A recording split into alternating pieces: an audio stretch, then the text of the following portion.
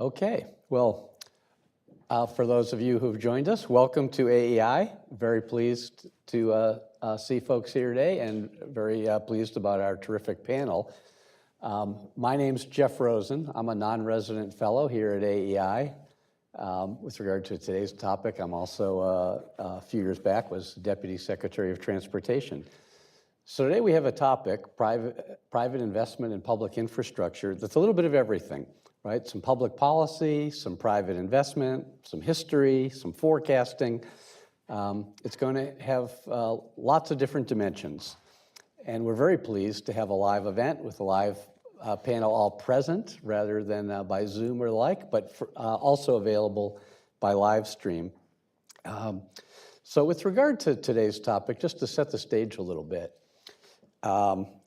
the ownership of transportation infrastructure is a very fractured and confusing topic because in the United States, we have a situation where some things, take freight rail tracks and natural gas pipelines as examples, are privately owned and operated. But our roads and our airports are publicly owned and operated for the most part. There's some historical aspects of that. In the early days of the Republic, there were some private toll roads, turnpikes. Before World War II, there were private airports. And so we have this kind of fractured setup, but at least on the big roads and big airports, they're publicly owned. Other developed countries have some different arrangements.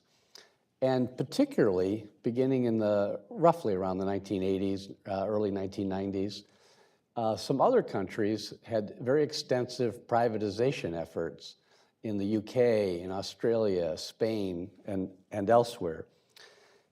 If we go back to the early 1990s in the United States, President Bush in 1992 issued an executive order on infrastructure privatization, and President Clinton, 2 years later, issued a follow-up executive order somewhat modifying President Bush's, but continuing to have principles of infrastructure investment that included privatization as an option. In the early 2000s in the United States, particularly with regard to roads, the U.S. Department of Transportation was strongly supportive of this and issued a report to Congress on public-private partnerships, which is one of the key vehicles for private investment. And there were some early important transactions. The Chicago Skyway was leased in, I think it was 2005, if I remember correctly. Indiana I-10 toll road. And there were expectations that there would be much more to follow. So part of what we're going to hear today is the record of what did happen in the last 15 to 20 years and what's the record been. More recently, a very important development regarding transportation infrastructure, obviously, is the Infrastructure Investment and Jobs Act of last year, which provided $668 billion for surface transportation infrastructure and for airports over a 5-year period that we're now in and extends to 2026. That's a lot of money. Nonetheless, state and local governments still provide on the order of roughly 80% of the funding for roads, bridges, and airports. We also know that money extends to 2026, but after then, there will, of course, be continuing fiscal pressures. And we know that the gas tax will be under continuing pressure as well. So what role will private investment in infrastructure play in the coming years? What does the record over the last couple of decades tell us? What role will it play? What role should it play? Why or why not? That's what we're going to explore with this panel. And what an amazing panel of experts we've been able to gather here today to do that.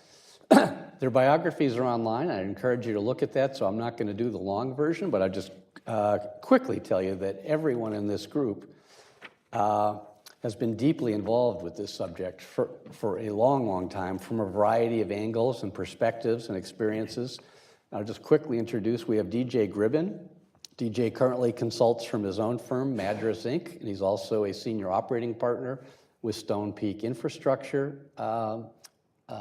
And DJ, among other things in the past, has been the Chief Counsel of the Federal Highway Administration, the General Counsel of the U.S. Department of Transportation, and he was the infrastructure czar at the beginning of the last administration.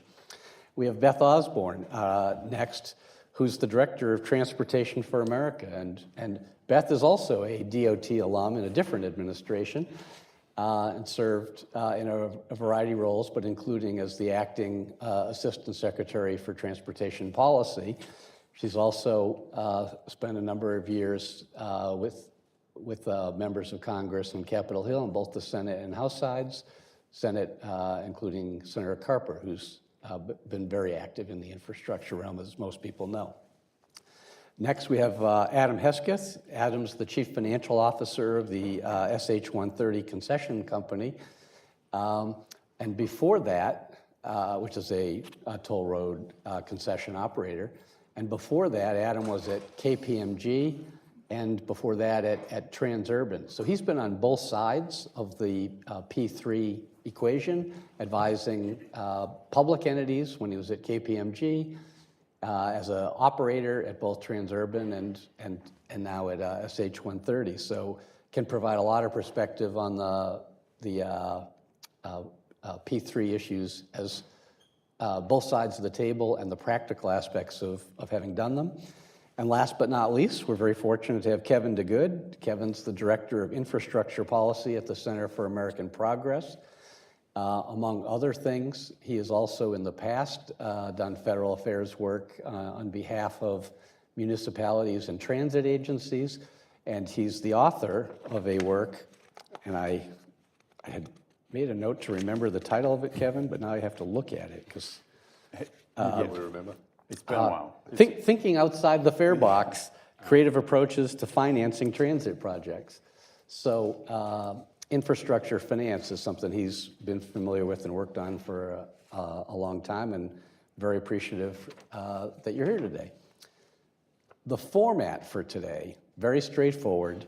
Each panelist is going to give a brief overview about private investment in transportation infrastructure, what they see as the pros, the cons, maybe some of each. We'll then have a discussion for about 30 minutes, and then we'll turn to your questions for about the remaining 15 minutes of the event, including folks that are watching on the live stream. When we get to the Q&A, just a reminder, we'll have a mic going around, so we'll ask for you to wait for that before your questions.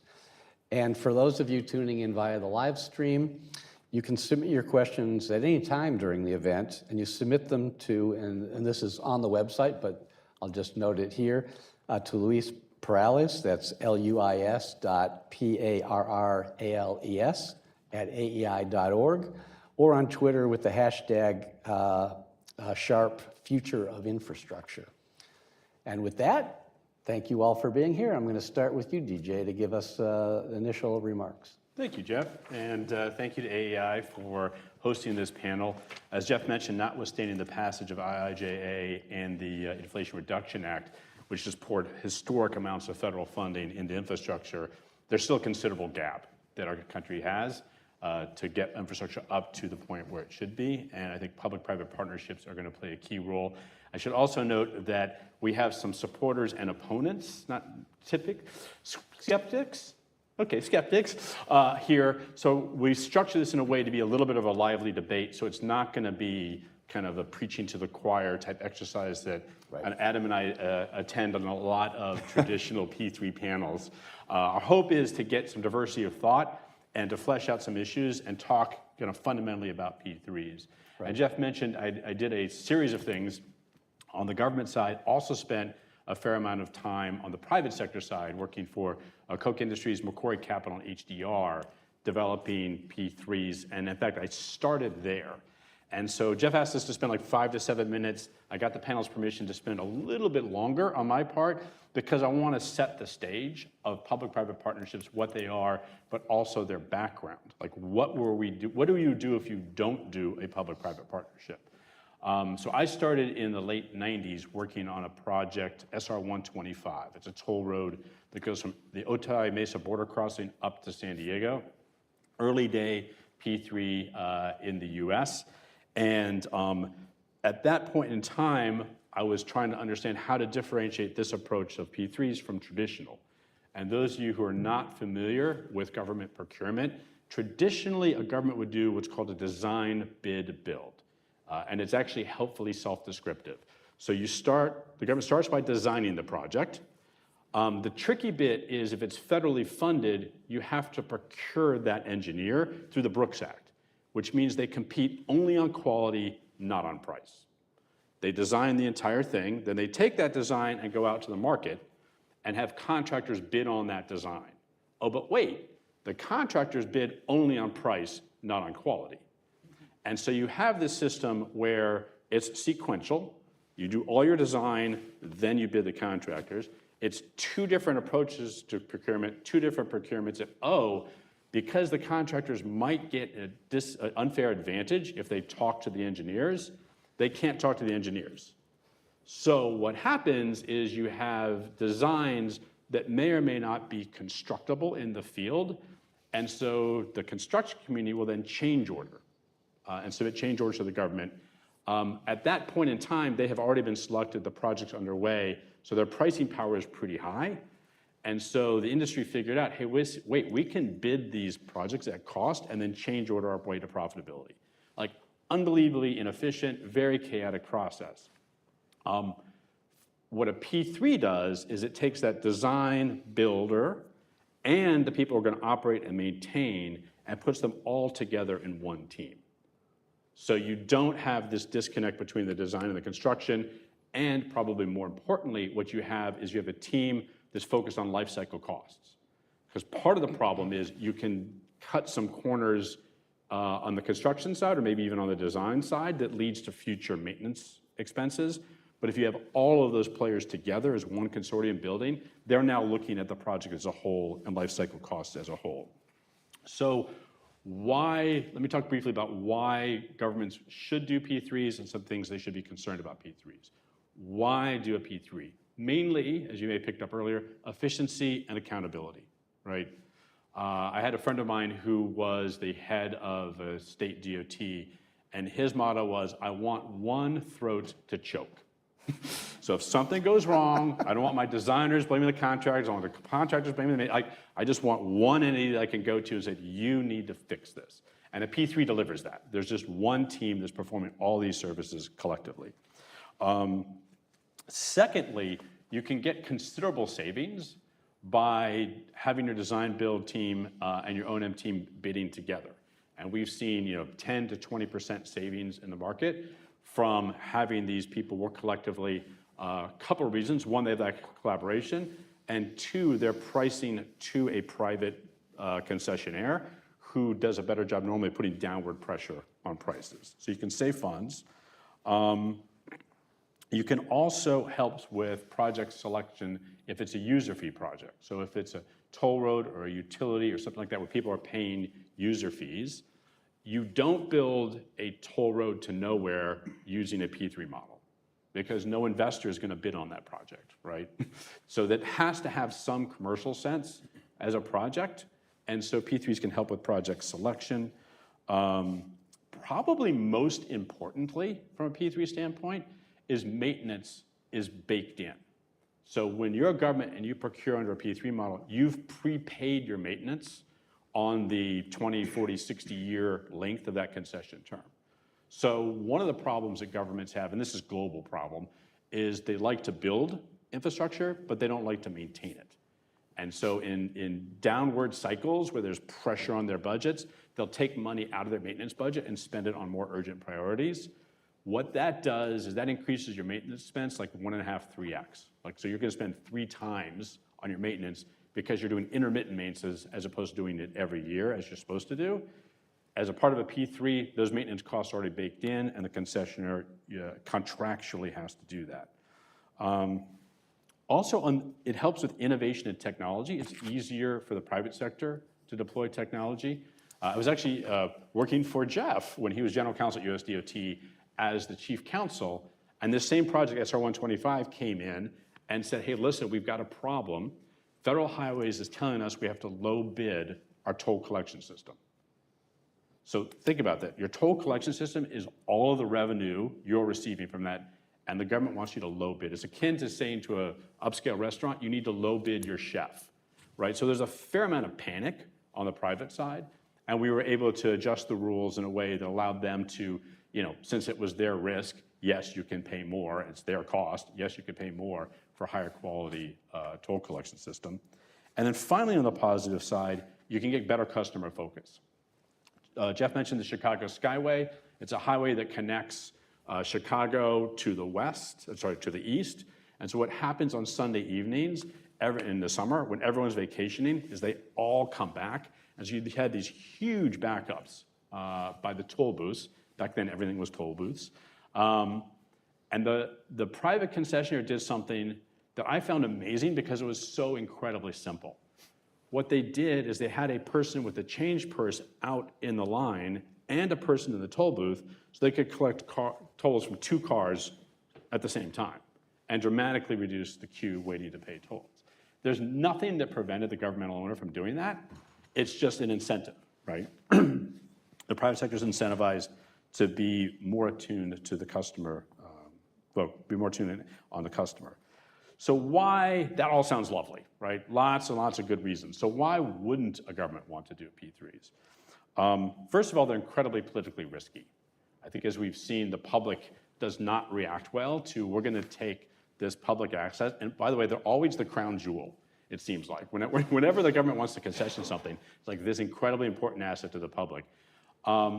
And there's a negative reaction from the public, and it's politically risky. Secondly, they take a very long time to procure, much longer than traditional, and as a result, they're much more expensive.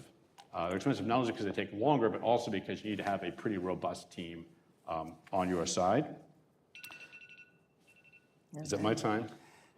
That's the 1 minute warning. Okay. Well, the good news, I'm less than 1 minute away. And also you have an asymmetry of talent between the government and the private sector. So the private sector, they're out there doing these day in and day out. When I was working for Macquarie, that was my full-time job. Very few people on the government side, their full-time job is focusing just on P3s. And then finally, there's a misalignment of incentives. And I think this is probably the most meaningful concern the government should have. You'd think there's misalignment of incentives between the private sector and the public sector. Public sector is trying to optimize for public benefit. Private sector is trying to optimize for profit. There is a misalignment incentive there, slight, and it's controllable. The more challenging misalignment of incentives is between the public sector currently and the public sector in the future, right? So you'll have CEOs, where they're mayors or governors or county executives, say, all right, well, I'm willing to extend this concession a little longer or price things a little higher 30 years from now and capture that value today that I can spend. That seems to work for me. So I think it's incredibly important to do a cost-benefit analysis, and this field is called a value for money study on every one of these projects to make sure we're going through the benefits, we're going through some of the risks and the challenges, and they net out positive for the public.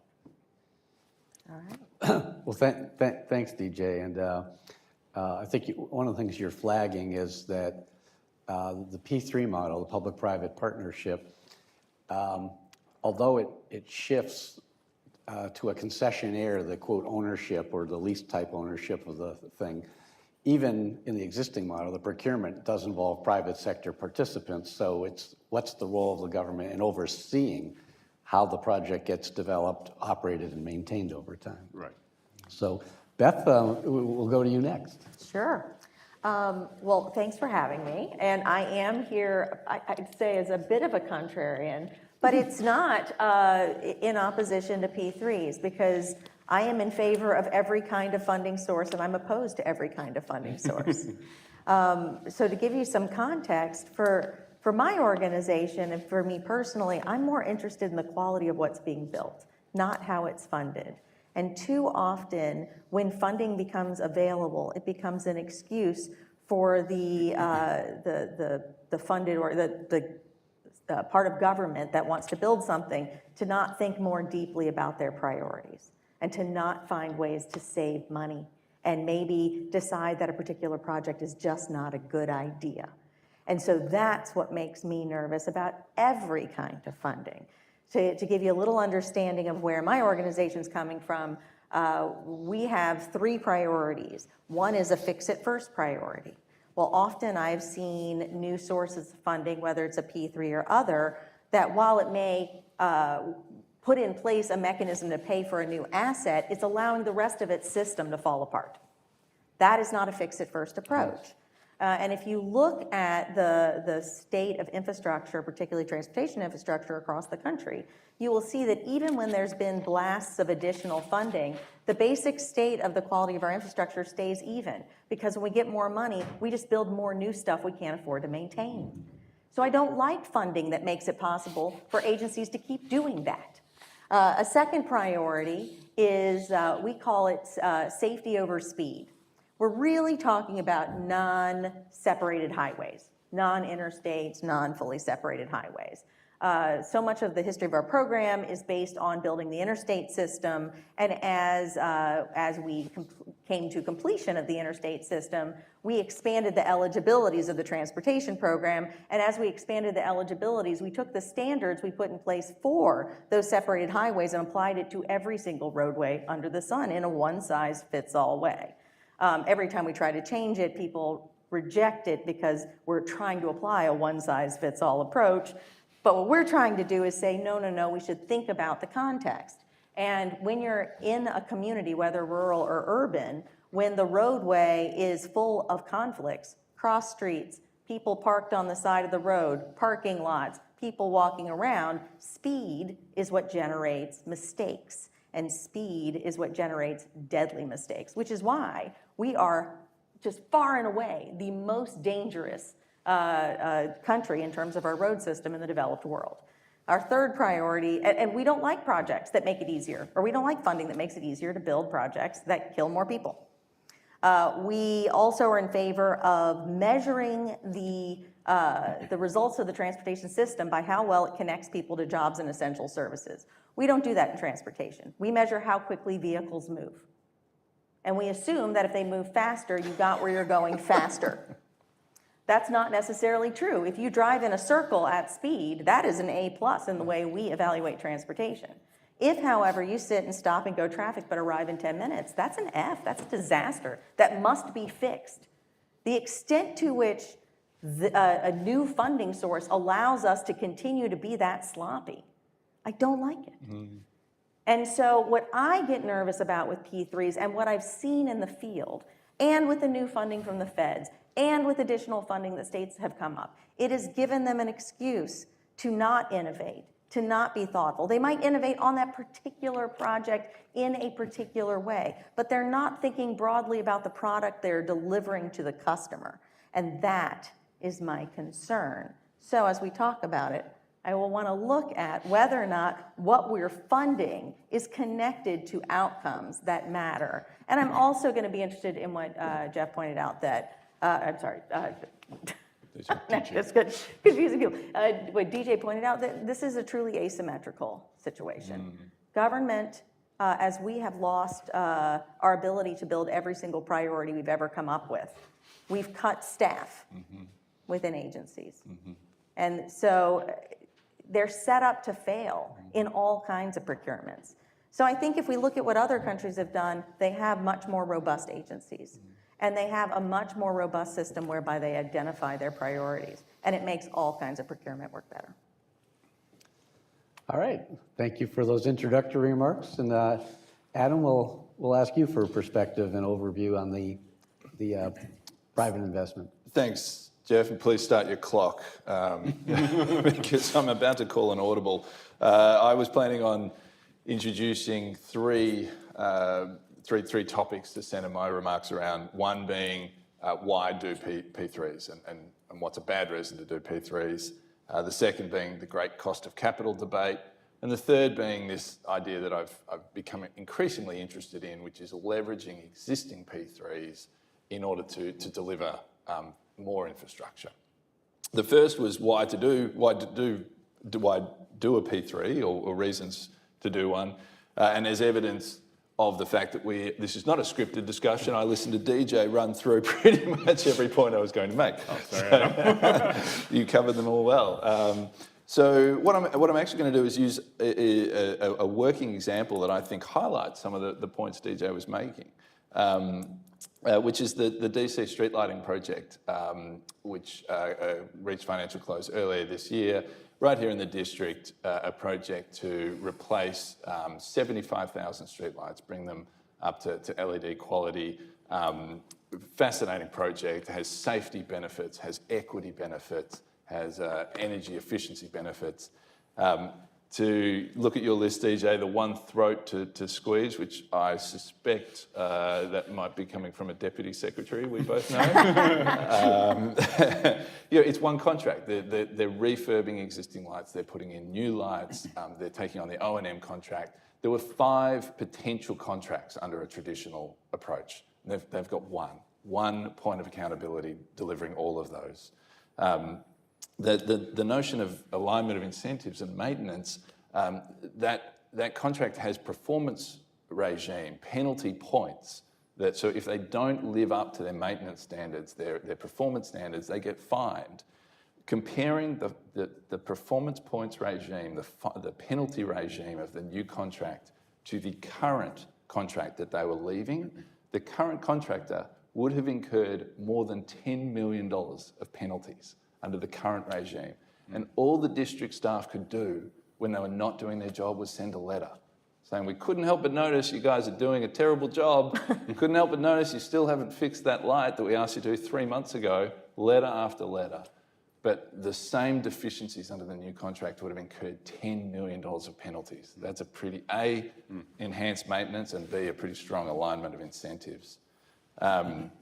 Price reduction, innovation, the lights, as soon as the light goes out, it's automatically detected and accrues out there the next day instead of waiting for people to observe it and call it in. So quick synopsis, somewhat off the cuff, highlighting a real-world example of some of those benefits DJ mentioned. But I want to add, what's not a reason to do a P3? What is not a good reason to do a P3 is a lack of financing. Government not having enough money is not a good reason to do a P3. It's sometimes an acceptable reason. If it's literally going to the private sector to do a P3 is literally the difference between infrastructure that wouldn't be built being built, but all of the reasons DJ just went through are good reasons. Not having enough money is not really a good one. The great cost of capital debate I'll just touch on, we might talk about a little later, but there's often compared the cost of private equity versus the cost of government borrowing. That is a valid analysis, but there are some pitfalls that should be considered. One of which is the cost of capital, how much people charge you to lend you money or invest, is directly tied to the risk that they're taking. More risk equals more expensive capital.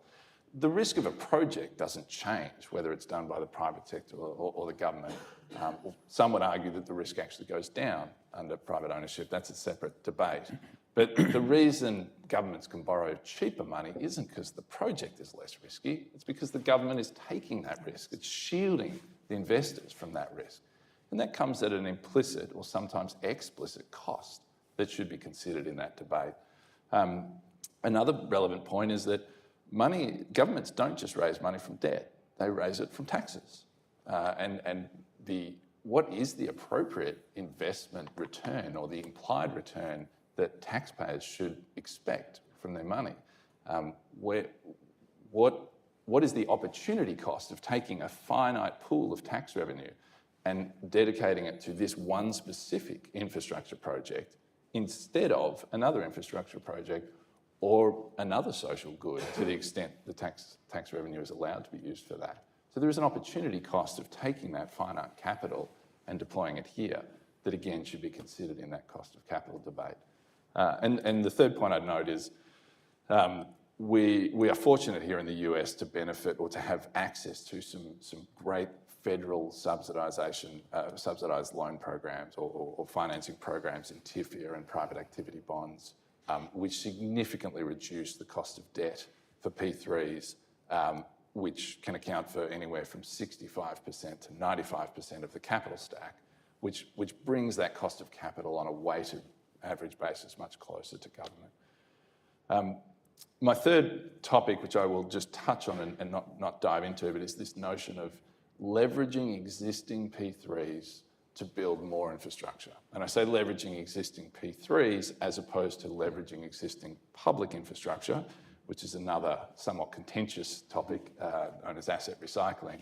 But once the P3 path has been selected, there are examples of locally and globally where governments have worked with that existing P3 operator to deliver new infrastructure and done so in a way that creates efficiencies, synergies, economies of scale, and perfect alignment of interests to deliver adjacent infrastructure in the most economically viable and efficient way that possible, far more so than bringing in new contractors, whether they be P3 or traditional. I think that's a really interesting concept.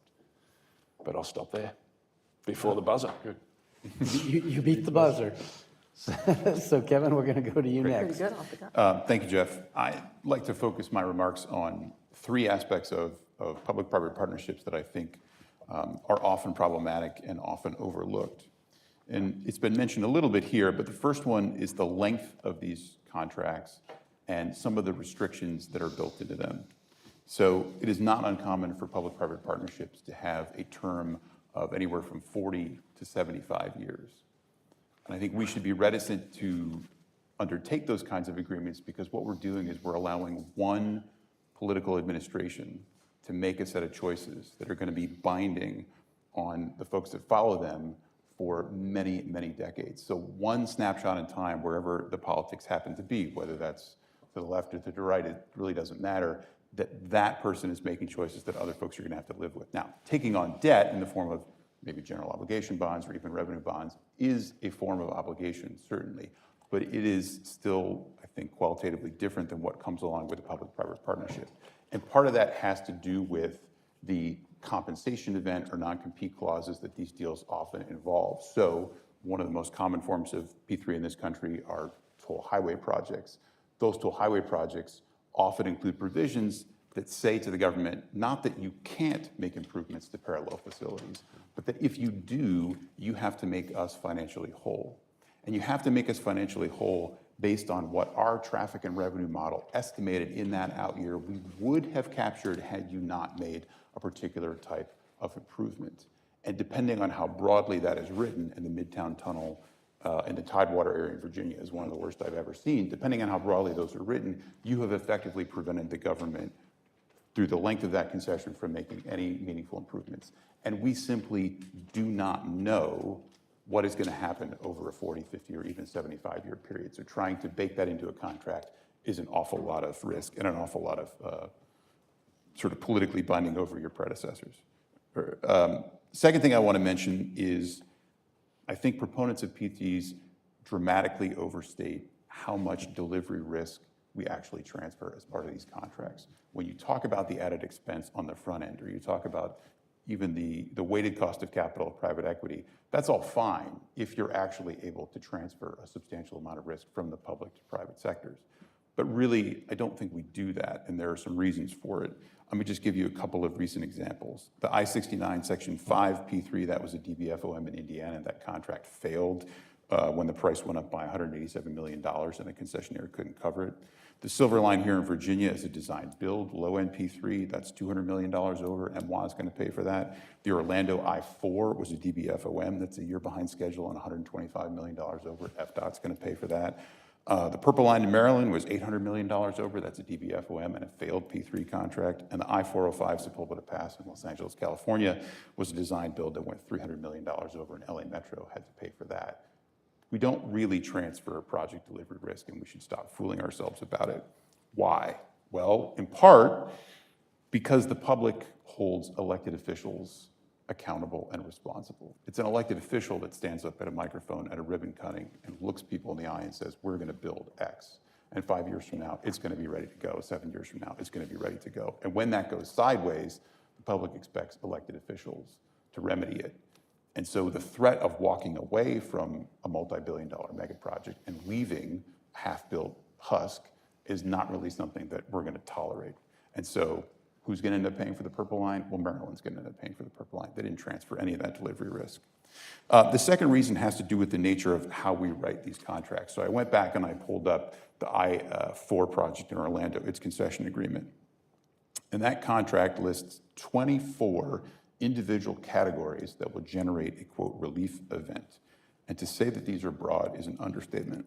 One of them is if the concessionaire were to, quote, discover at, near, or on the project right-of-way an archaeological, paleontological, or cultural resources that could delay the project. We have to ask ourselves, if you have 24 categories of event that would trigger a compensation from the state for your added cost or for project delays, how much risk are we transferring? Overall, the term relief event appears in the Orlando I-4 project 287 times. The I-4 concession agreement also includes the phrase commercially reasonable efforts 9 times. It includes the word reasonable 111 times, and it includes the word appropriate another 30 times. Well, what those words are is the basis for the concessionaire to engage in endless litigation. And every day that goes by, the public pressure to finish the half-built husk that they're sitting with the orange barrels that delays them from getting to work builds not on the concessionaire, it builds on the public. And that is why we do not have much in the way of delivery risk. And the third point that I want to make about P3s that I think is problematic is that they involve a certain level of financialization and wagering that I think we should all want to think about more fully. So I'm going to talk about 2 examples. I hope I still have enough time. The first one, which was mentioned, is the Indiana Toll Road. In 2006, Governor Daniels in Indiana leased the Indiana Toll Road for a period of 75 years. Now, the state received an upfront concession payment of $3.8 billion, and the governor used that to finance his major moves capital campaign. Now, there's a couple issues with that. The first one is one of geographic equity. The state gave a pittance, $40 to $50 million, to each of the 7 counties through which the ITR runs.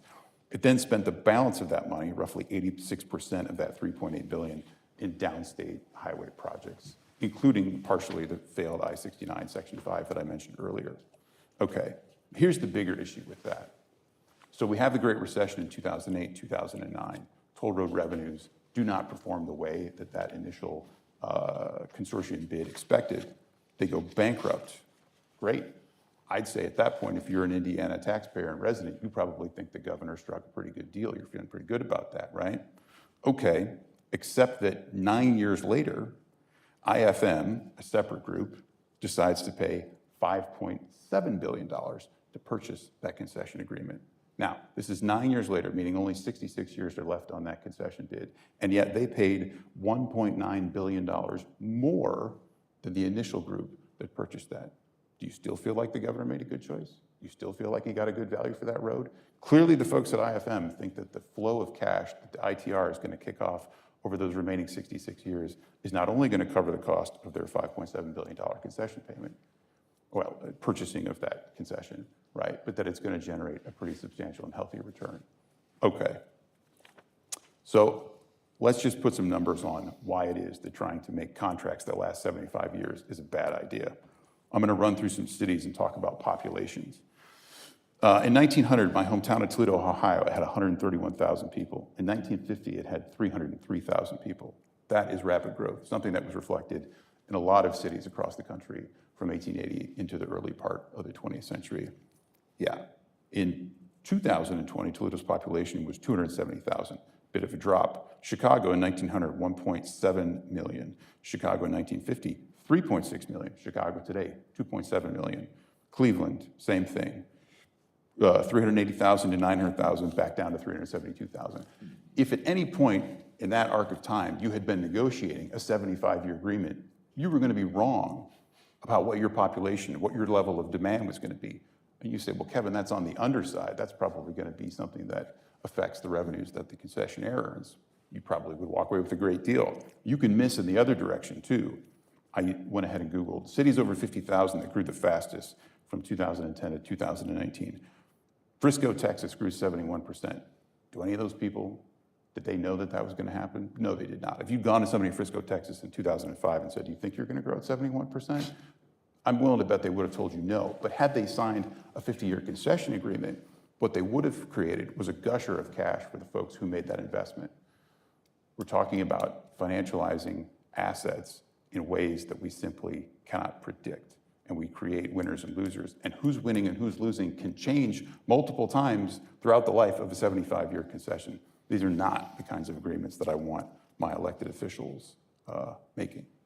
So with that, look forward to questions. Well, thanks, Kevin. You actually take us to the issue that I wanted to start with, which is, so what does the track record of the last 20 years tell us? Because inherently, there'll be some projects that are not so good, maybe some that are. And I'd be interested in hearing from, Beth, why don't I start with you?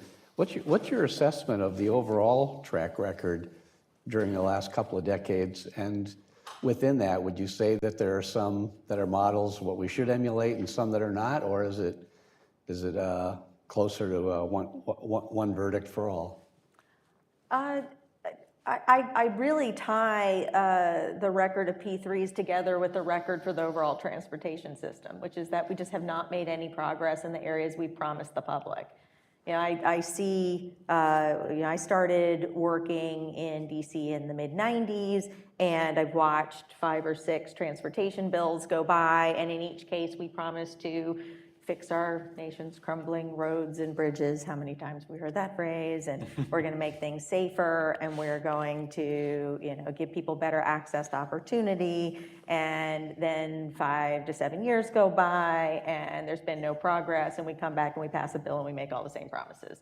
And my concern is that P3s have done nothing to disrupt that. In fact, in many cases, they have given a state, a leader, say in Indiana or elsewhere, an excuse to just stick with the same thing they were going to do anyway. They just can go deeper into their list of projects. And I find that financial scarcity tends to make people more creative. So I don't mind seeing governments go a little bit low on funding for transportation and make them consider whether or not that great idea someone had 35 years ago is still the greatest idea today. And I know that that is a highly controversial statement in transportation because the age of your idea seems to be the greatest excuse to fund it.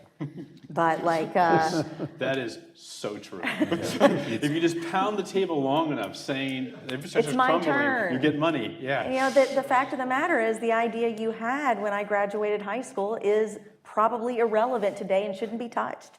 And I know that's a shame that you waited in line a long time, but that's just the way it is. So in terms of P3s, some of the things that I've seen that I like the best really come down to what you were saying about how you don't want to do this because you don't have enough money. Ideally. Those areas that do have enough money and have a choice tend to be able to negotiate better with the private sector, tend to be able to put together a better deal. I think about Virginia, 5-6 years ago, when they were looking at some P3s, and they were fully willing to deliver their project by themselves. They didn't need to go the P3 route. They went out to see if the private industry could come up with a better deal than they had projected they could deliver. I like that model. That makes me a lot more comfortable because then when a clause gets thrown into the contract, you think, I don't like that. You know what? I can do this on my own. And then all of a sudden, from the private sector, well, do we really need that? Maybe I can do things I just swore I couldn't possibly do. That's the relationship I need to see before I get comfortable. But even that relationship isn't enough if it is helping a state build something that is irrelevant, damaging, foolish, and not in keeping with a broad-based set of priorities that we love to say in front of the cameras, but then deliver programs that don't even come close to that promise.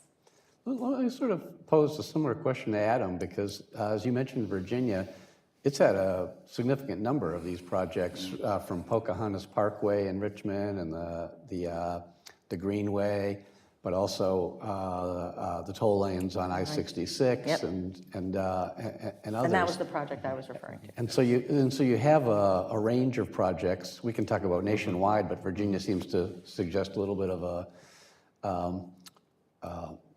sample, let's say, of the question I was asking Beth. What do you take as the overall record over the last couple of decades? Good, bad, indifferent, lessons learned? Well, I think Virginia would certainly have been a 100% success rate, but I think they would certainly pat themselves on the back for an enormously successful P3 program, and I'll touch on a couple. And just to clarify on that point, I think the point around not doing it because you don't have enough money, ideally you're doing it because of other reasons, speed, value creation, etc. But if the absence of financing makes the P3 literally the only option to get something worthwhile built, then it can be the right option. But in Virginia, I think certainly I spent time at Transurban. Transurban delivered the express lanes on the Virginia portion of the Beltway and then along I-95. I see that project as emblematic of an enormous success. To some of the points, Kevin, you raised, I've got a couple of rebuttals here. No, Please. But to your comment around the risks associated with long term, which is a very valid point. I think one of the things that the P3 model globally has tried to do to address that point is to create what is essentially an asymmetric risk profile. Investors take the downside risk, but governments share in the upside returns. That model, P3 investors used to complain about the asymmetry, but it's essential because you can't have a scenario where 30 years the private sector is making away like bandits and everyone feels fleeced. But to this point, we mentioned I-66 and you talk about sharing of the upside. One of the pieces of information that you cannot get even through a state level equivalent of a Freedom of Information Act style request, a public records level request from VDOT, what you can't know is what return on investment threshold will trigger any kind of revenue sharing on I-66 outside the Beltway, right? That is treated as a piece of proprietary information, which seems kind of important for the public to know. At what part of ROI do we actually get it back? And then what is the share? Is that we get 20% of over the ROI threshold? Do we get 80?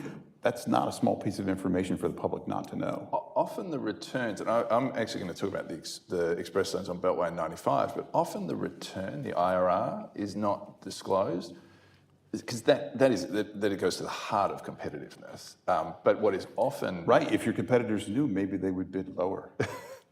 Potentially. But what often is published is the volume of revenue that once exceeded will trigger X percent of revenue. Often the band and the revenue sharing amount is public within the concession agreements, which are public. But the Transurban initially invested in the Capital Beltway express lanes. It was about a $2 billion project. Traffic opened up at about 20% of expectations, and it was heading to bankruptcy. Rather than let it go bankrupt, Transurban essentially doubled its equity investment and dropped its expected IRR from a number up here to a number down here. So things went bad and Transurban wore the pain. The I-95 express lanes, which Transurban built connecting into the Beltway, about a $1 billion project, opened up largely in line with expectations. And had the expectation to potentially slightly exceed projections going forward. And so Transurban, as part of the extension along 395 towards the Pentagon, actually bought out that future revenue sharing, paid a sum of, I'm not sure if it was disclosed, but a multi-$100 million sum to buy out that future revenue sharing because things had done well. And so they essentially recognised that fact and put in additional equity. So when things went bad, the private sector bore the pain. When things went well, the government bore the benefit. I think that's the model working. You could very rightly ask the question, should that revenue sharing have been bought out now? Because what happens if in 50 years' time the population doubles? I think it's a very valid question. Right. But I think the model can work well where downside risk is borne by the private sector. And ideally doesn't happen because frankly we could say ITR is, before we pull out the crystal ball, ITR is great because the first company went bankrupt. It is great in some ways, but long term it's not great for the industry. Right. But nonetheless, good value. But then when the upside is protected, I think that's a win. So maybe that's a question I'd ask both of you, and then actually all of you, but I'll start with both of you. What would you say is the model best project you know of, and what's the worst? There are some features of the I-66 project that I think are worthy of emulation. The first one is that VDOT went out and got a standard traffic and revenue estimate and went out and looked at what their borrowing costs would be. And they figured out, I think they really understood what it was going to cost them and what they could expect to generate. And then they had that as a baseline when they went into their negotiations for that project. And they had perhaps the narrowest compensation event clauses of any deal that I have looked at. So I think the two were that they could not add any additional general purpose travel lanes to I-66 itself, and they couldn't extend the Orange Line for 10 years after revenue service started on I-66.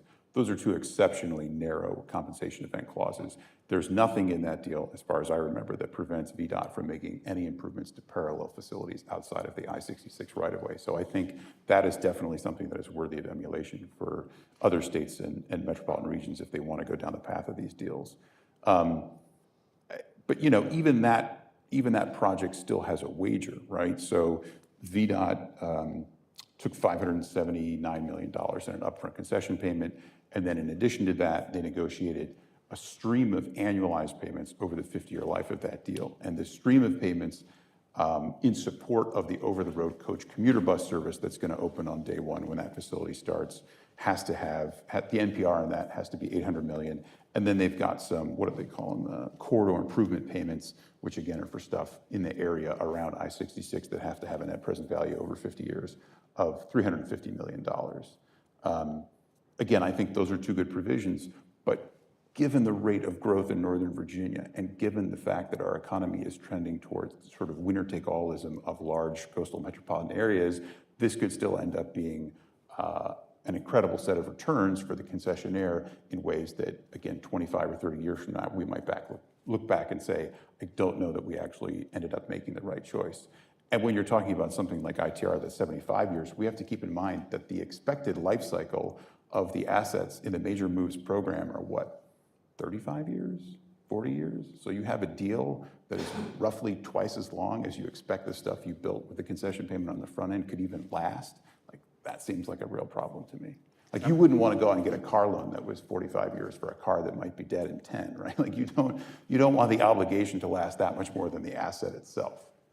I thought, like, first of all, Kevin, phenomenally thoughtful analysis. I mean, I love the way you broke it down. I think that you just need to be a little bit careful how far you go back in terms of this industry, because it has evolved over time. To your point, you look at Indiana Toll Road, Skyway 99 years, okay. Indiana Toll Road 75. Since then, we've been more in the 40-year range. I think primarily because of the points that you raised.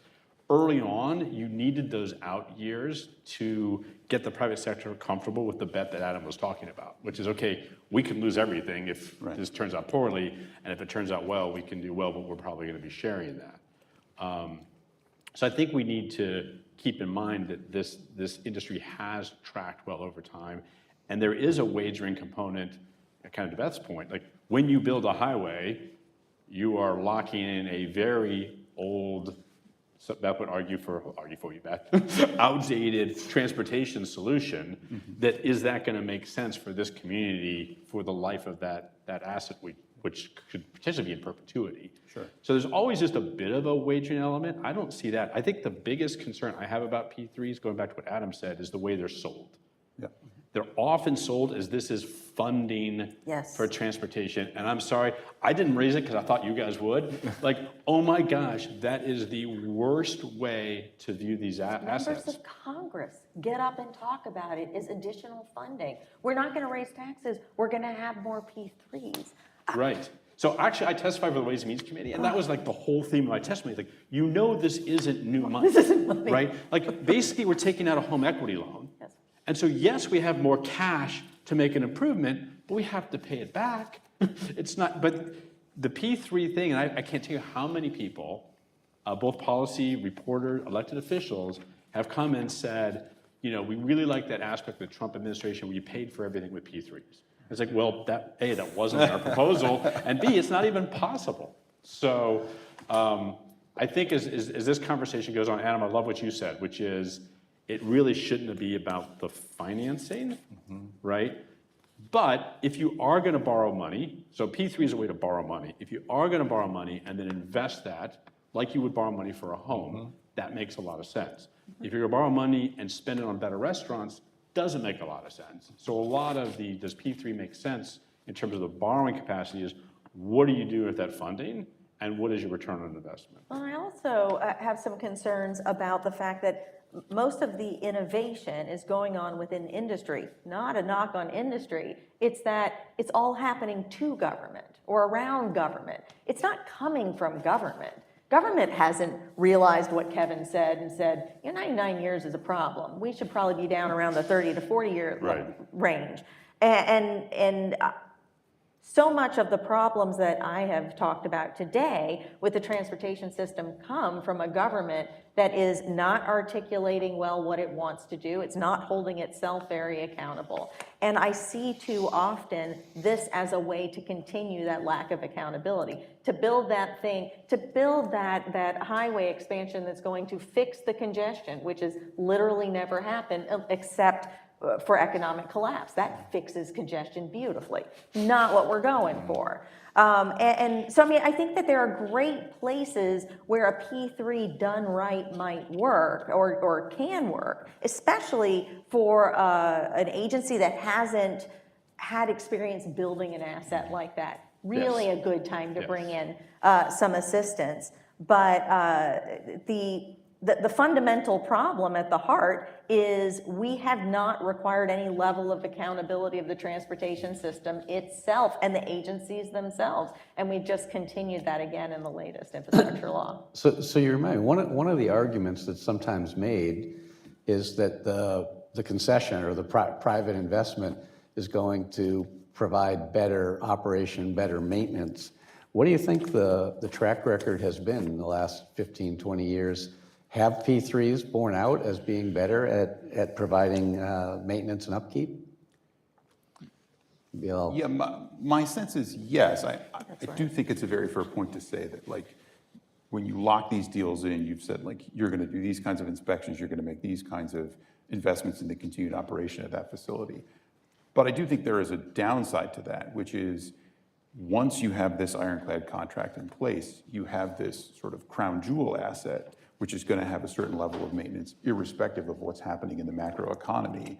But what you've also done is removed some flexibility from the state and how they manage their overall system. It's like, well, we're paying for that, and the crown jewel is certainly going to have no issues with maintenance because we have these strong passback provisions at the end of the contract. Great, but that just means that when we are cutting, we have to cut everything else even more because that facility was essentially taken off of the table. So it does remove some flexibility. And when you're talking about an asset that's large, locking up that much money for O&M, which is a good thing, I'm with Beth on Fix It First, it does carry that other challenge. But isn't that just giving the state license to be irresponsible in terms of maintenance? I mean, I hear what you're saying, and I've actually had government leaders tell me that. It's like, well, I want to be able to not maintain this asset, right? So I can put it somewhere else. And I mean, I agree that having flexibility is helpful, right. But in some, again, maintenance, right. There's such strong political pressure to skimp on maintenance and spending on something more visible. Yeah. I think maybe removing that actually may be, in my mind, it's a huge benefit of P3s that we are taking that risk. We're taking that right and that choice away from government in that instance. I think part of the thing, though, is the systematics of it. So we're talking about the asset as if it has no impact on the rest of the system.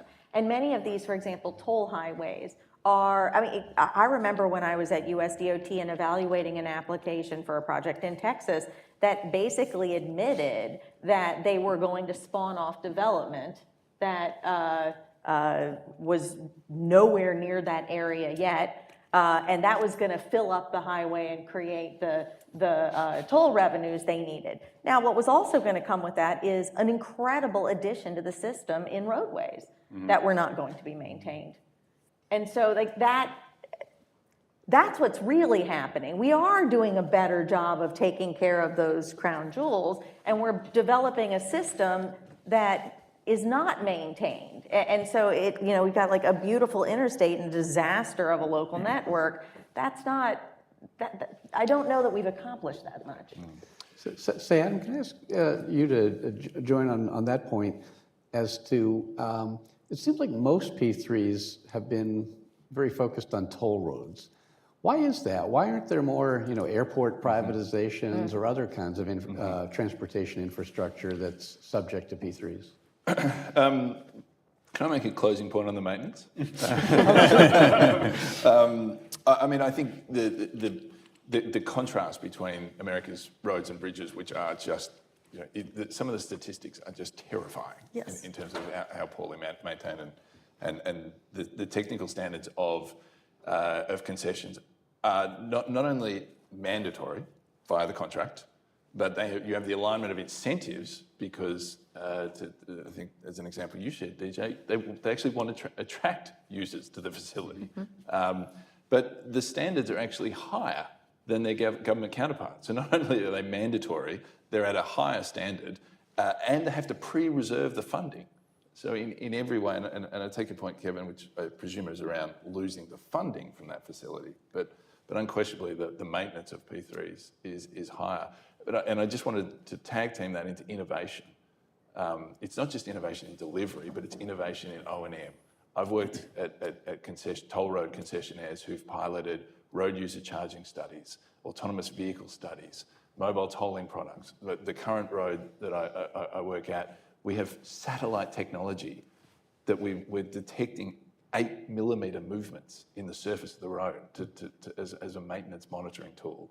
So that innovation that you're just not going to see in the public sector, I think is a great byproduct of P3s where they have that incentive.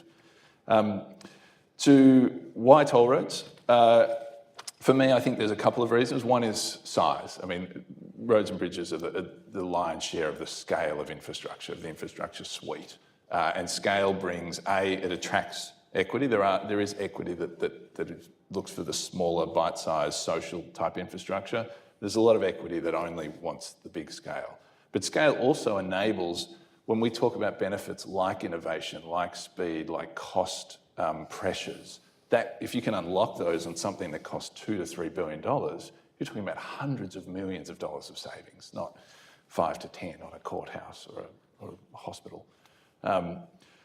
So I think scale is big. I also think it's the right platform on the risk spectrum. So I think of risk in the infra space. At one end of the spectrum, you've got low complexity, low risk, usually low cost assets.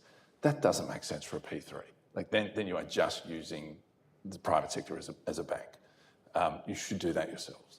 At the other end, you've got things that are so risky that are really hard to put into a contract and have that contract work, and you get some of the challenges that Kevin alluded to, although I've got some thoughts on a couple of them. But it is very, very difficult to genuinely allocate risk and have that not blow up. Yep.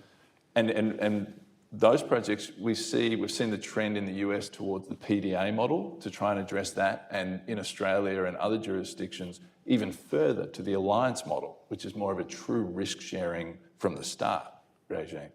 But in the middle, complex enough, risky enough for it to be beneficial for the government to transfer some of that risk, for it to be big enough to get some of the benefits. That's the sweet spot where toll roads fall, in my view, and a lot of transit projects for that matter. And so you've got the risk sweet spot, and you've got the scale, and then you've also got, the benefits of regulation. The contrast in maintenance is huge. The ability to regulate tolls, which frankly are not well regulated in public tolling agencies, and technical requirements that can be very strict and very easy to enforce. I think that those are some of the reasons. And I would add to that, the other asset classes are harder, right? I mean, you look at airports, so they're owned by authorities. So if you're a concession, you're basically asking those running the airport to quit their day job and let you take it over. That's not particularly appealing. You have FAA privatization rules require 65% airline approval by number of airlines and by landed weight. That's a hard test to meet. You can't take unless you're in the privatization program, you can't take money off the airport, so you can't really benefit anyone from it. And then water, for reasons like maybe you guys can help me, I've never been able to figure this out. We are happy to have our food delivered by the private sector, but God forbid we propose having water delivered by the private sector. there's just this, in my mind, kind of a quasi-irrational pushback around the concept of having the private sector being responsible for delivering our water. So I think part of it is all the reasons that Adam said, which is it's good, it's big, it's bulky, but part of it is if you look at other places where you could invest, Legal impediments. either the political governance or just the legal structure around is messy in there, or just the public reaction to it is just so hard. So if I could throw out a point about scale, because I think sometimes we talk about infrastructure and we think about all of it, but when we're talking about public-private partnerships, we're really talking about a very small share of the assets out there and what governments do. So before today, I went and pulled down the STIP, the state wide transportation improvement program for Arkansas, and then I did the one for Pennsylvania as well. So in Arkansas, they list 430 highway projects. The average cost of those projects is $10.25 million, right? These are not projects that we're going to put through a P3. On the transit side, the average cost was $1.14 million. Again, we're not putting that through a P3. Pennsylvania, they list 3,800 projects. They got a lot of stuff in there, $5.5 million average. On the transit side, 110 projects, $6.65 million. Like, the reason why we have big highway projects do P3s is because those are the things that you can do it for. So the first point we have to understand is we're really only arguing about a very small sliver of what is out there and what governments have to do. And in large measure because lots of facilities that we build are just about sort of democratic access to the rest of the country, right? We have rural roads not because they make money, but because people live there, and we've said we're going to provide transportation services for them. And to your question about water, I think that is really about an extreme resistance to charging the appropriate rate for water, right? If you have a variable priced toll lane, like we have here on I-66, somebody says, well, you know what? Maybe it's worth, to me, $35 because I know that I can get on this road and I can get to a certain place at a certain amount of time. But when it comes to water, like there's no place for you to have that kind of a value proposition. And so politically, it is just toxic to talk about raising water rates. And it's necessary for life. And so it just lives in its own world. And I don't think it's ever really going to be like the transportation marketplace. I think that's right on water, that the fact of the matter is we're not willing to pay what it costs to maintain a water system. That's the problem They're that all governments priced are below market. facing. Yeah. And so there's, right now, the agreement is we're going to subsidize the heck out of this, so there's no opportunity for private. The other thing is the way they're created. You've got the new systems that don't have near enough users to pay for them. That's the model of the 1950s development pattern where you have too few people to maintain the infrastructure, and then you build a new community out on the fringe that then gives some development fees back to the old system, but then sets the same thing in motion further out. That doesn't sound attractive to make money off of. Here's a system where the users can't possibly pay you enough. You'd have to make them pay 4, 6, 10 times as much as the folks in the city would have to pay to maintain this. That's not going to get through. And then in the cities, I remember when I worked for a congressman from Pennsylvania, we had a clean drinking water consent decree involved 26 water agencies. That's the other. And how are those consent decrees doing? Terribly. Yes. They're doing as well as the congressional appropriations that underpin them. Well said, Kevin. So while we're talking about Congress, let me throw out this question. Last year, we have the Infrastructure Investment and Jobs Act pumps a bunch of new federal money into the system. What impact, if any, do you think that has on P3s prospectively over the next, say, 5 to 10 years? Does it make them less likely because there's, quote, free federal money? Does it make them more likely because the funds exist to be able to do a P3 type arrangement that the government can now make the availability payments or the investment? What's your take on the impact of this new federal infrastructure bill? I think it makes it just as likely as before. It's a lot of money at the federal level, but when it's divided up amongst the states, it doesn't have quite the impact that people expect. Those states that are very low funding themselves, it's going to make a big impact. But a state, I think I remember hearing the Secretary of Transportation in Washington State say that they're going to be getting an additional $250 million a year, but they have a $4 or $5 billion state program.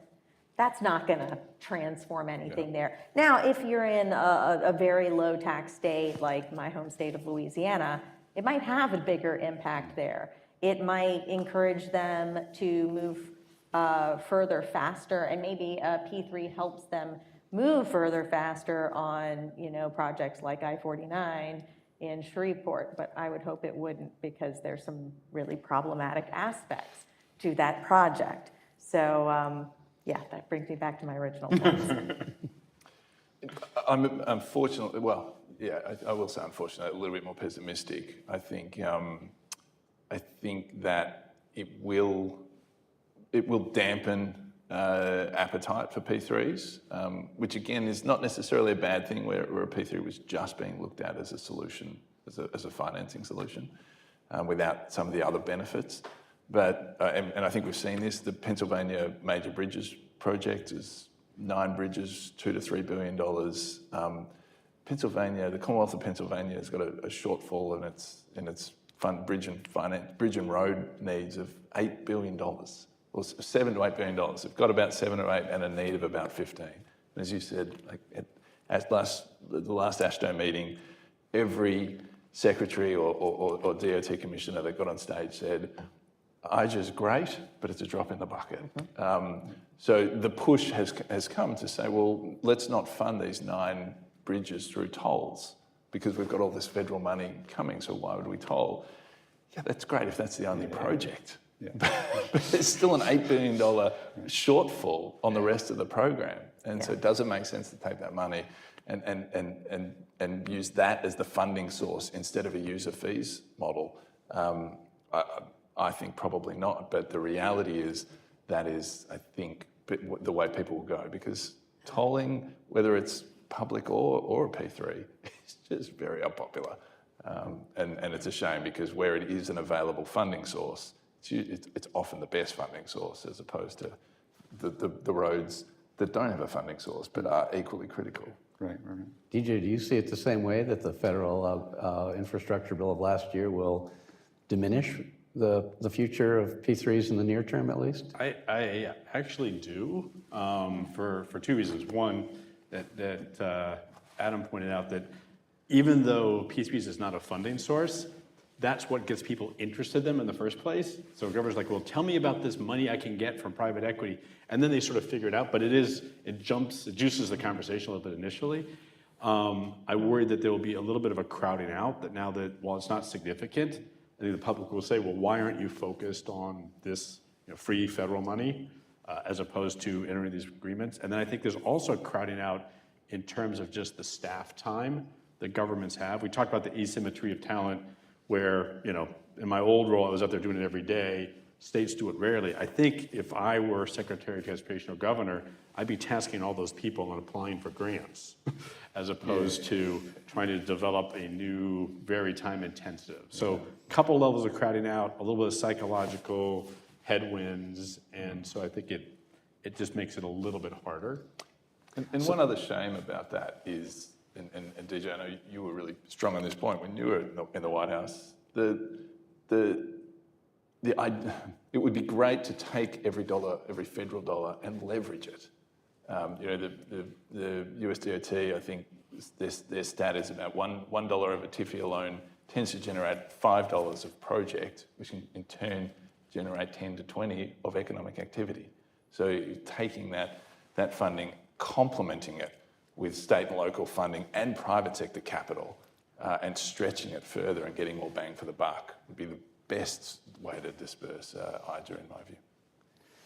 So, yeah, I sort of have a sense that states that have a history of doing P3s, that have institutional capacity, will keep doing them, and the states that haven't won't, because government does what it knows how to do. And if you have a 10 or 15 or 20-year period where you have some folks who've negotiated a couple of these deals, well, then when the next governor comes in, they say, well, we have this other option, we've done it, we know how to do it. So I would say, if I were going to pick, Virginia will probably have another one in the next 4 or 5 years, just because they have a track record of having done them already. I sort of feel like I expect there to be more demand for the TIFIA loan program going forward, in part because when interest rates were super low, the spread between what you could get on the muni bond market and what you could get on TIFIA was rather small. And TIFIA came with some regulatory requirements, right? There was a bit of hassle there. But something that people often overlook is that TIFIA only requires the project sponsor to clear the creditworthiness threshold. And once you do that, you get the pass-through Treasury rate. So whatever Treasury is borrowing at for the amortization period, typically 30 years or better, that's what you get access to. Well, that's not how the municipal bond market works. So if we sort of think forward, well, states are going to be spending their Recovery Act dollars, right? Their balance sheets looks pretty good now, but if rising interest rates from the Fed in order to tamp down inflation means that we end up with, let's call it a soft landing, hopefully, right? You can envision states saying, well, what about this credit assistance from the federal government? Because my credit rating agency came back and gave this a AA- rating. Well, they want to charge me X on the bond market. My advisors are telling me we're going to have to price this debt here. Well, TIFIA doesn't do it that way. Once you clear that threshold of creditworthiness, you get the pass-through rate. So I think TIFIA financing is likely to be more attractive in the next 5 or 10 years than it has been in the last 5 or 10 years. Whether or not it will be part of traditional design but build procurements or P3 procurements, I don't know. Attractive and potentially Can I have critical. one silver line to IJ, and that is the value for money study requirement? Because kind of going back to Kevin's remarks, a P3 is really about, I, as the government, am going to spend more for financing on this project in exchange for the risk I'm transferring to the private sector. So if you value that risk, and Kevin, I love your comments about, okay, well, all these little nuances in there, are we shifting as much risk as we think? Because you really need to, as a government official, to get your head around how much risk you're shifting, value that risk, and then the additional increment you're paying on financing is relatively easy to determine. So it really just becomes a very nuanced conversation that a lot of states aren't really capable of having. Right, exactly. And so I think this requirement and getting more value for study and sort of perfecting that market will be incredibly helpful to future leaders as they decide whether to do a P3 or not.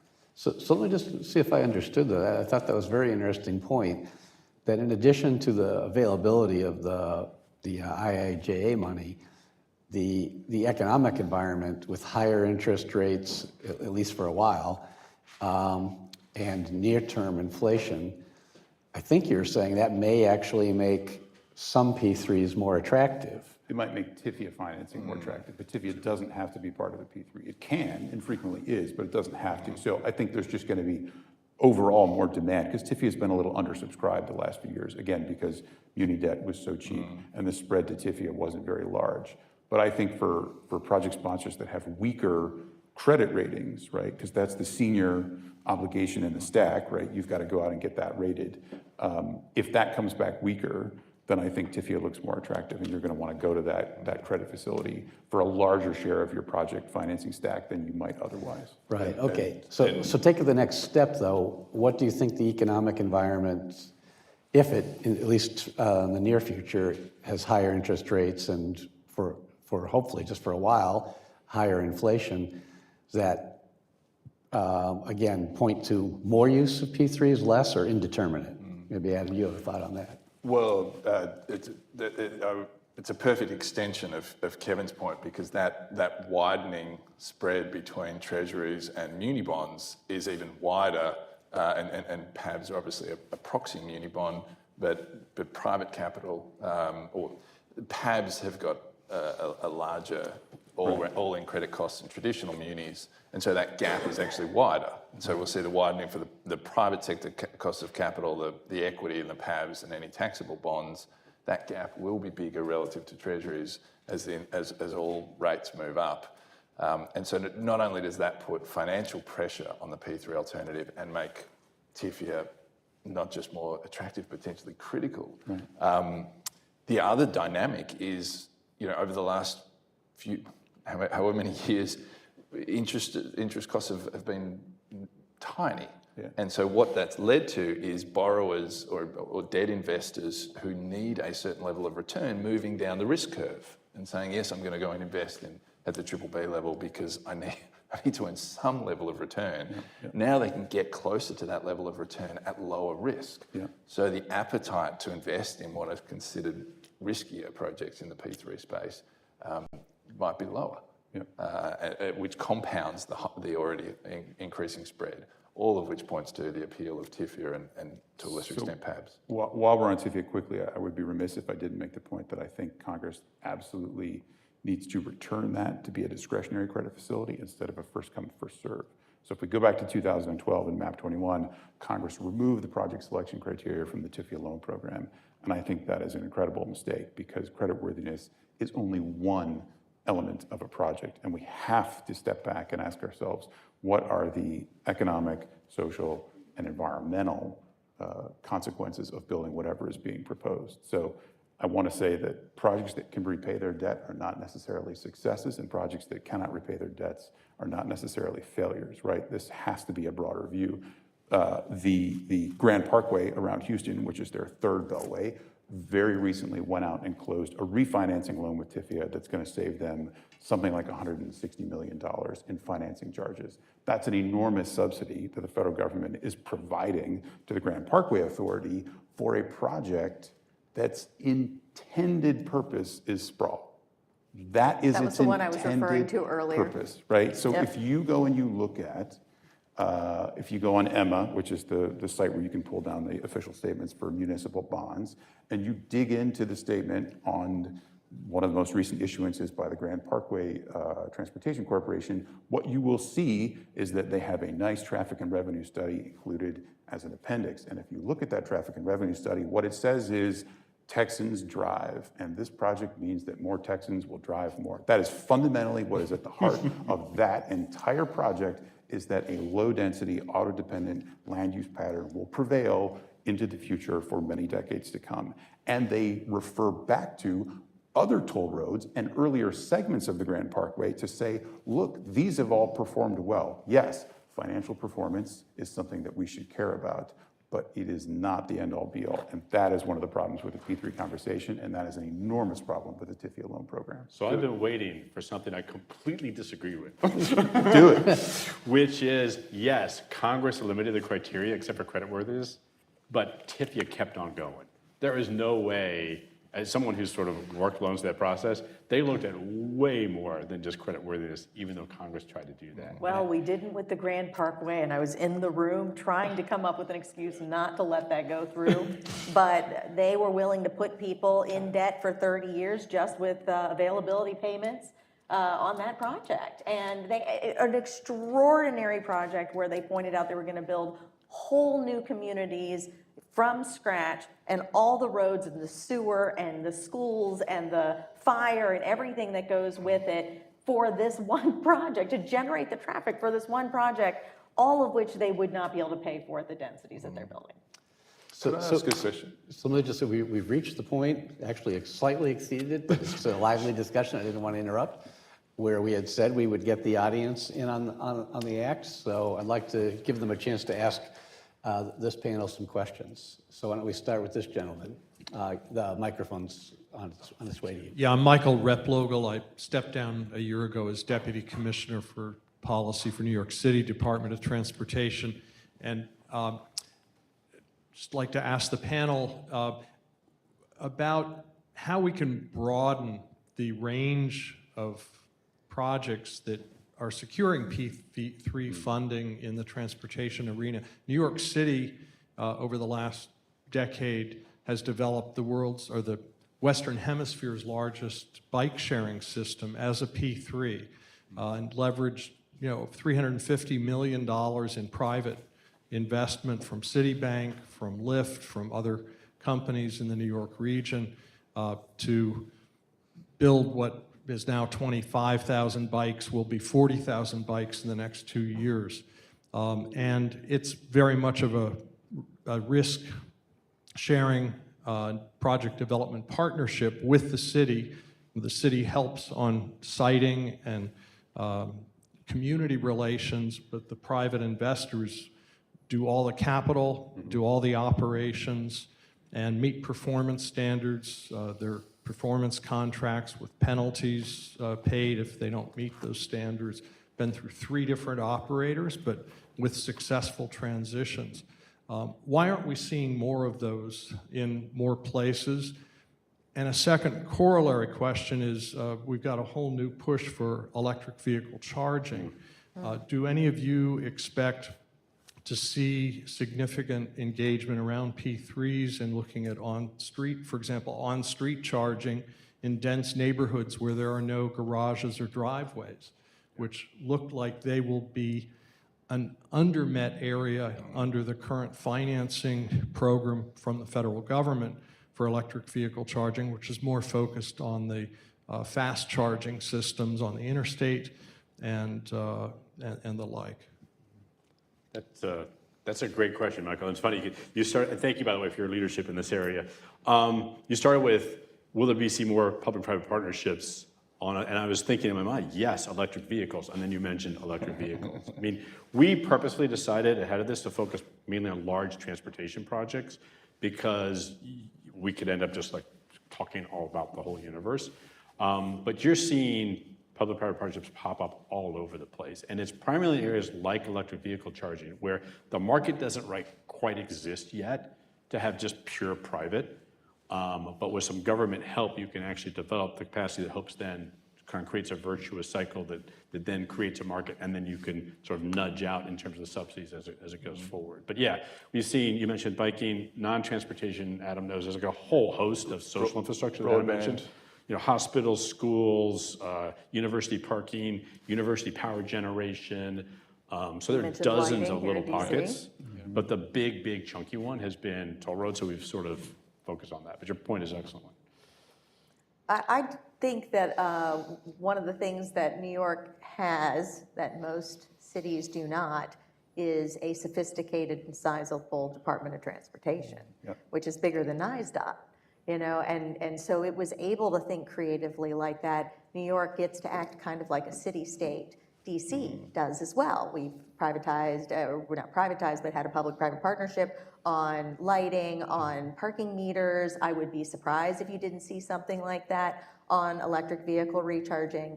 I was just recently in a meeting with a bunch of departments of transportation, about 12 of them, all of which are interested in doing EV recharging right, none of which had the sense of how you would formulate that contract.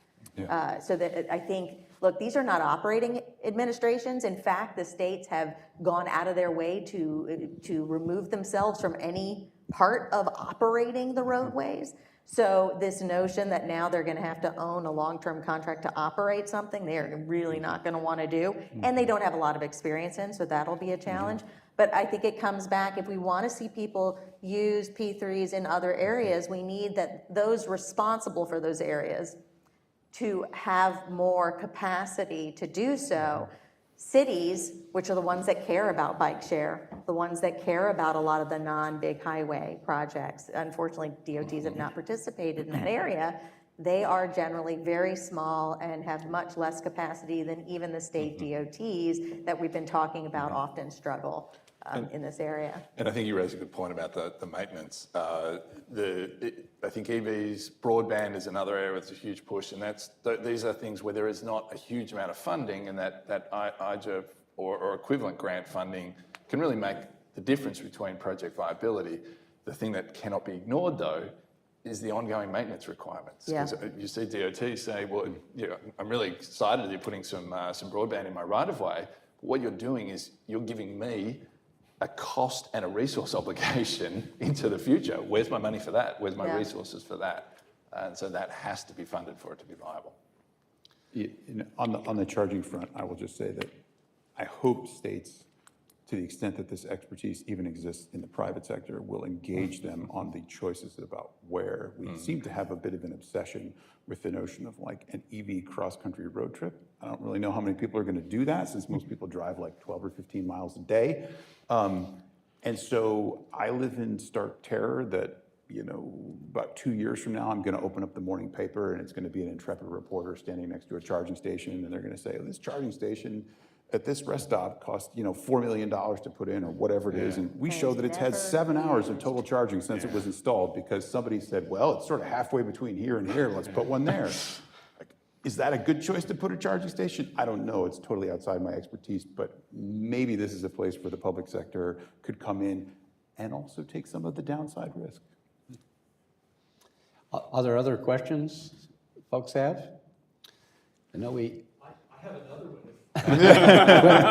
Well, we'll come back to you, but there is a couple from the live stream audience. So one person asked, is that when a P3 is established, does the governmental sponsor provide the concessionaire with immunity from lawsuits? I can answer that one, no. I worked at a concessionaire that faced a class action, and I've known others that have. So that's an easy one to answer. And a second online question, and then we'll come back to the An audience. unfair class action, I'll just note. Of course. Established. This person says, most of the projects that you've been talking about are funded, at least in significant part, by gas taxes or vehicle tolls. Do these projects make our infrastructure maintenance reliable on revenue sources that we should be trying to move away from? Well, I don't think tolling is something you want to move away from because it's incredibly reliable. Agreed. Gas tax is a good question, but because I'm trying to figure out a way to answer this without getting into too much detail. If you think about the two main ways to fund it, which is user fees or government payments over a period of time for P3s, I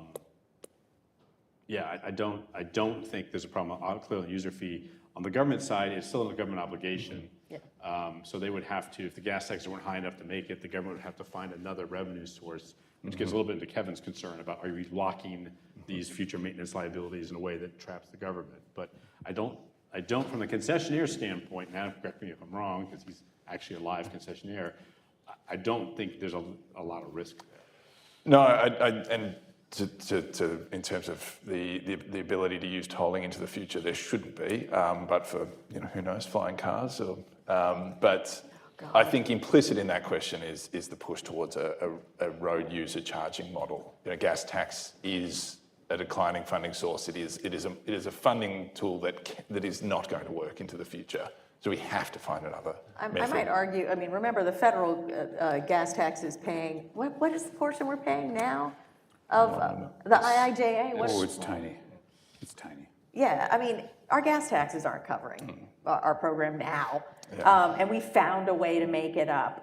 So I will say, again, I moved to DC in the mid-90s, and I remember being in a conversation in 1999 about why are we still talking about the gas tax as a declining funding source. We've been talking about this forever. Every time there's a problem, we come up with another way to raise funding. I do want to point out, it is, we often refer to it as a user fee or a fuel tax. There are more than one kind of fuels we can tax. We could make a decision as a nation to add a tax on top of the electricity that electric vehicles use. Yep. There would be a challenge with PUCs and things like that, not insurmountable. One user fee for another user fee is not a big deal. This is not one of the most complex things that we have to fix. So some of the other issues we've talked about on this stage are significantly more complex than that one. Yeah, registrations. Levying, I think, levying some sort of a tariff on electricity use is administratively a lot simpler than trying to do a road usage charge. Absolutely.